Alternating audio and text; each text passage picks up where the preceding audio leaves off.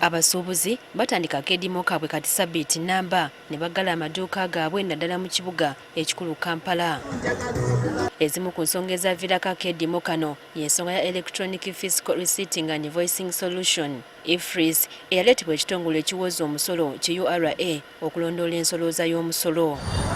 Bannamakolero mu kibiina kyabwe ekibagatta ki Uganda Manifacturers Association batangaazizza abasuubuzi ku nkola eno. EFRIS eyamba nti buli muntu alina okusasula omusolo ajja kusasula.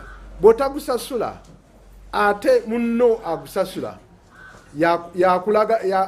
yakulabisa nti gundi akoze eki namuguziza ebintu bw'aba tabasasudde musolo nze namuguziza.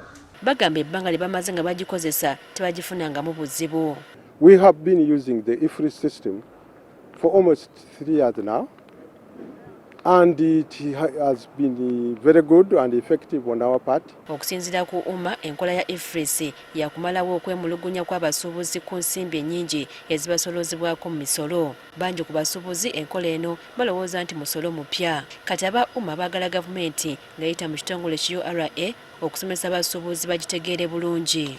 Ebawe gye bayita ebabuulire omugaso gubirimu nga ffe gwe baatukola kubanga ffe twayengeginga okumala ebbanga naye lwakuba ffe tuli wagguluko byali byangu naye ng'abantu baffe babayigirize.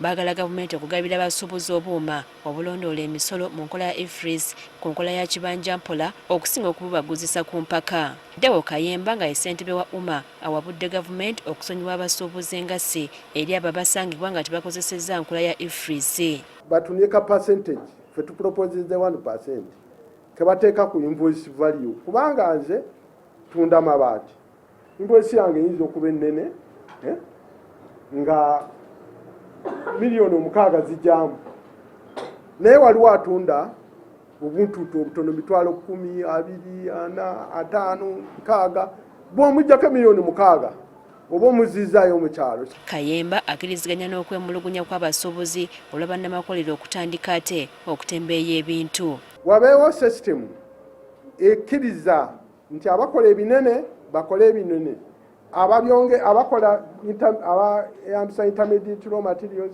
bazeyambise bakole product baziwe ba wholesalers bazongereyo mu retailers abantu bafune. Bwe tunaakola ekyo mujja kulaba nga ekonomi yaffe ekula ku sipiidi eyayiriyiri. Kati ekirindiriddwa kwe kulaba nga ensisinkano y'abasuubuzi n'omukulembeze w'eggwanga enaagonjoola okwemulugunya kw'abasuubuzi naddala ku nsolooza y'omusolo.